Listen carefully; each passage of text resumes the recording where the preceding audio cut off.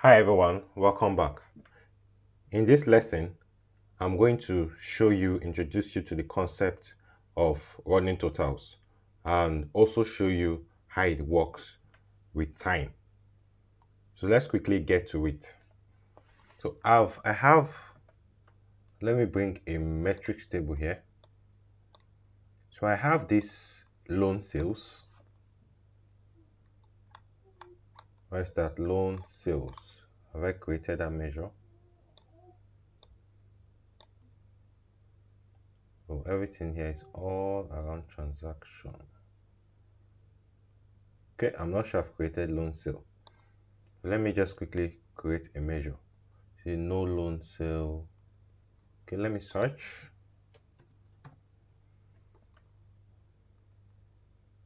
Okay, I've not created loan sale. Well, let me just quickly create the measure. New measure. Okay, call this loan sales. That will be count for my loan table. Customer, loan ID. It's not customer ID. It's loan ID. Okay, loan ID. And that gives like the count of loans.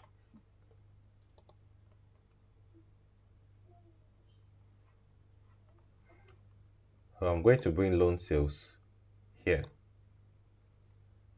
I'm going to show loan sales. Loan sales over time.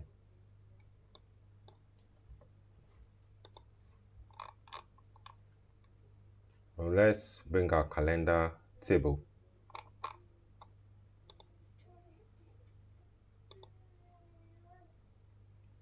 I'm going to bring my year and month. So that is year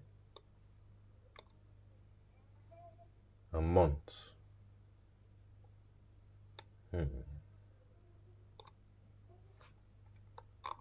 Okay, let me expand this.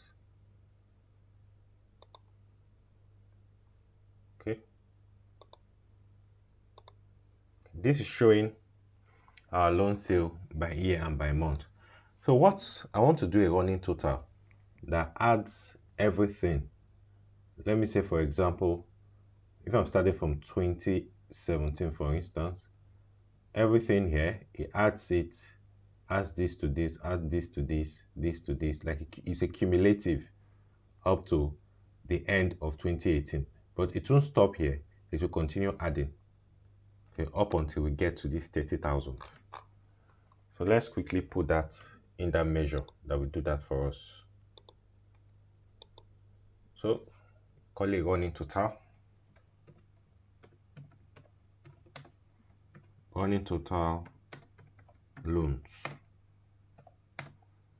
That will be equal to calculate. Just go to the next line. Calculate our loan sales. Oh, I already have a measure loan. So, okay, loan sales, comma. I use a filter function. You can see that we use calculate and filter a whole lot. All of my calendar. Okay, let me take the filter. All.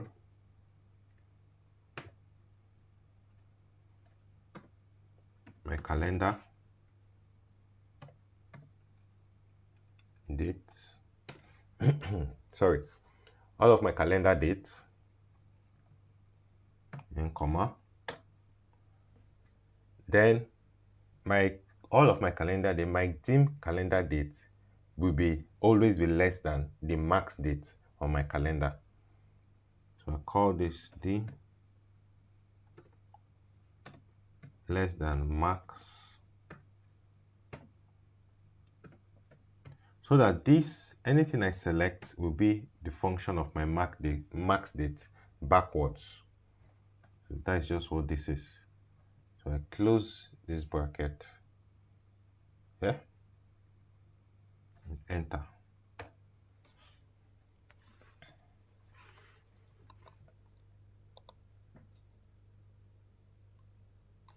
Now, the max date in consideration now is the max date on the data set. You can see this returns the cumulative, right? Add all this together, 969696. That's 9696 here.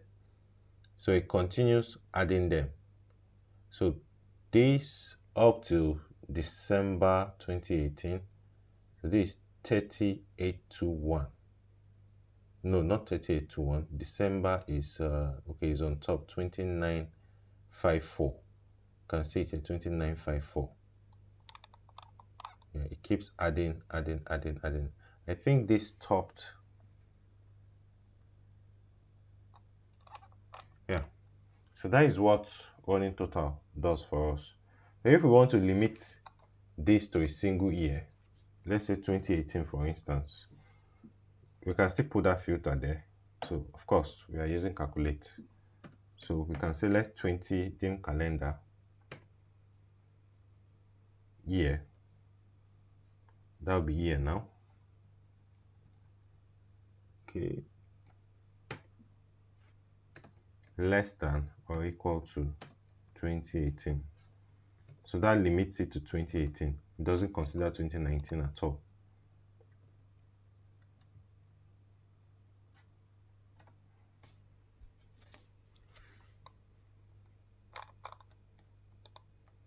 So when we get to 2019, it starts returning the same numbers because it limits to 2018. So better still, let's do greater than or equal to 2018.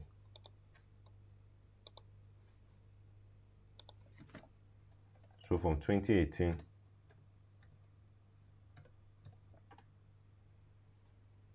upwards. So you can see this does not consider anything in 2017. It starts adding from 2018. So that is how this works literally.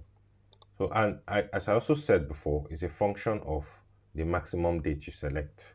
Let's say, for example, we bring a slicer in here. Bring a slicer in here. And we put our, let me say, month, year and month.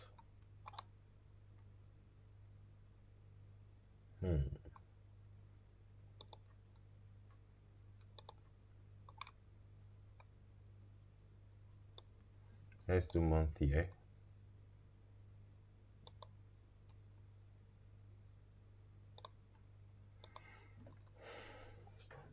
Let's select, or I think preferably it's better to do from date to date here. I think from date to date is better. Let me put a slicer and let me put date.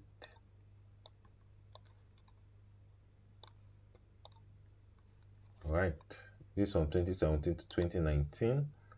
So now I want to start from let me say January 2018.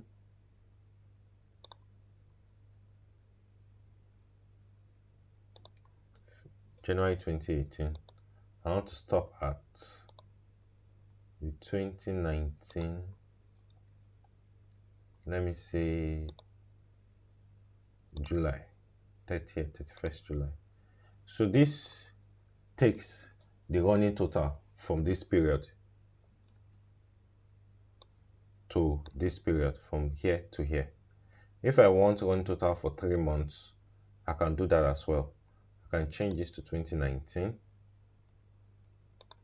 and I can make this is July. I can make it from May to July 2019. That's from May 1st. So it gives me for 3 months. So depending on what you want, you can select your running total and it calculates for you. So because this one is looking at it and in the context of a year, so it keeps on returning the value it has accumulated from where we started. So anything we want to change, we have to probably change it in the measure. So that will be all for this lesson. See you in the next lesson.